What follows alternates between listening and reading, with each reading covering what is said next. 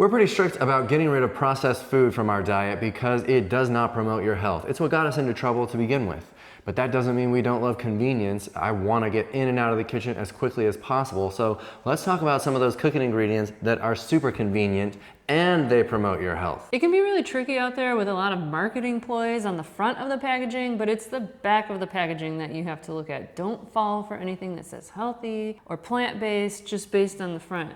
Yeah, plant-based is not enough. There are tons of plant-based processed meats and cheeses and all the replacement foods that are full of fat, salt, and sugar, and those are the things to avoid. So let's get into what the actual healthy convenience foods are. What is number one, Reeves? Canned beans.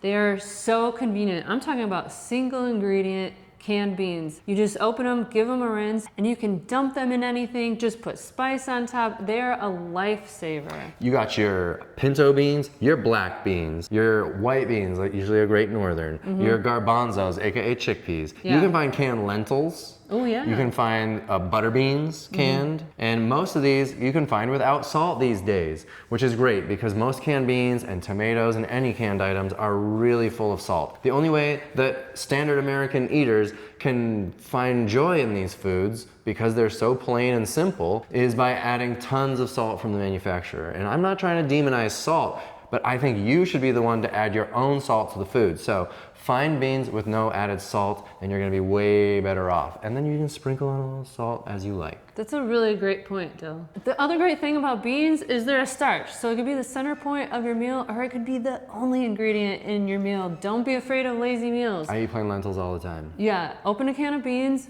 or maybe do a frozen bag of brown rice with it.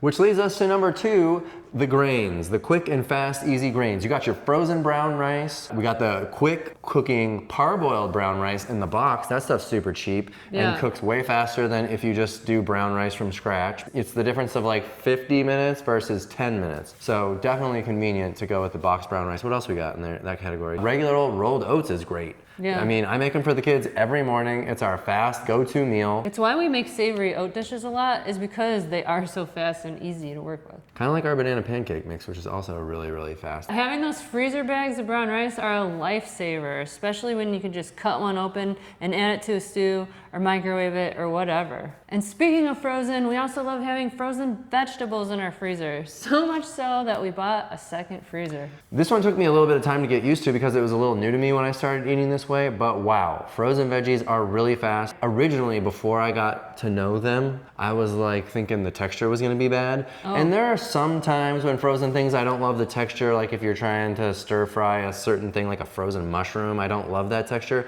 But when you put that same frozen mushroom in like a one-pot meal, like a soup, wow, it works perfectly and you can't even tell the difference. Yeah. There are a lot of recipes we do with frozen chopped yellow onion, frozen chopped green bell pepper. We love the stripped bell pepper and onions, like the fire roasted ones. The mirepoix mix, fire roasted corn. I mean, think about our 10-minute potato corn chowder. That has like every canned and frozen ingredient.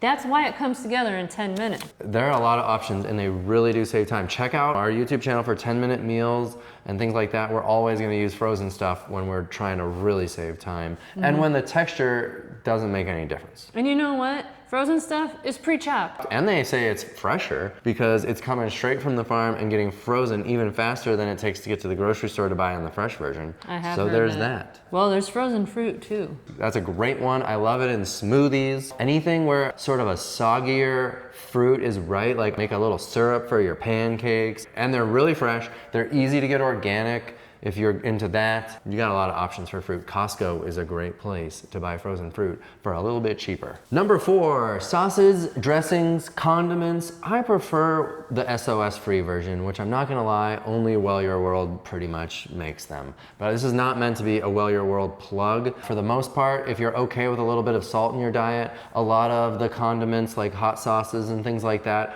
are not the worst thing in the world unless you're like really dipping. You know, a little bit of low sodium sodium tamari is not so bad unless you're eating it at a sushi restaurant and every bite you take of sushi is getting dunked and drowned in the tamari. That's gonna be too much salt. But if you're just squirting on a little bit of hot sauce and you're okay with some added salt in your diet, then it can be really convenient. Now, Well Your World makes a whole lineup of salad dressings, sauces, a sriracha, and everything with no added salt. We have pasta sauces and pizza sauce. Like I said, we're not meant to be talking about us. We're trying to explain the convenience foods. But while we're talking about us, they make a meal really, really fast. Yes. I mean, if you've got a pasta sauce, you're making dinner in 5 minutes. Yeah.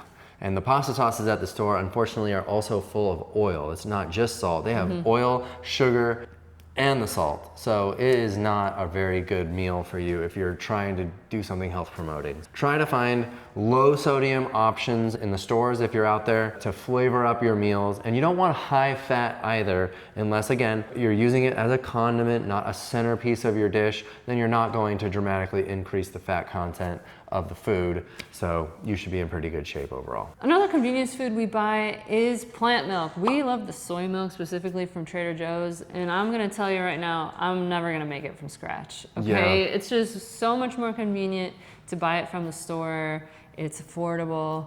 So that's the route we go. Try to find the ones that don't have a lot of extra ingredients. The one from Trader Joe's, the soy beverage, is just soybeans and water. Try to find something like that. Often the almond milks have the sweeteners, the emulsifiers, and all these things. Cane sugar. Just to make it stay as a milk that doesn't separate. Soy milk stays unseparated much better. And for that reason, I don't care to make it, because when I make it, it does separate, and it's just like, I'd rather just buy it. It's really cheap. It's very clean and healthy because it doesn't have added salts or sugars or emulsifiers and things like that. So try to keep your plant milks that you buy from the store as basic as you can, because you're not trying to get a huge dopamine hit of flavor from them. You just want to add some richness and some novelty to your meals without overdoing it. We're not just drinking it, we're just using it to make things a little bit creamier, to make a sauce or whatnot. Add a little to the oatmeal, and maybe a little bit in a smoothie, making it in soups that are like kind of have a creamy base, like the potato corn chowder you just mentioned. We better link that soup. Yeah, it's like explaining every single category so far. Right. Next one would be some convenience products like spice blends, even soup mixes. Those feel like two separate categories, but they're a dry mix of some sort. I mentioned our banana pancake.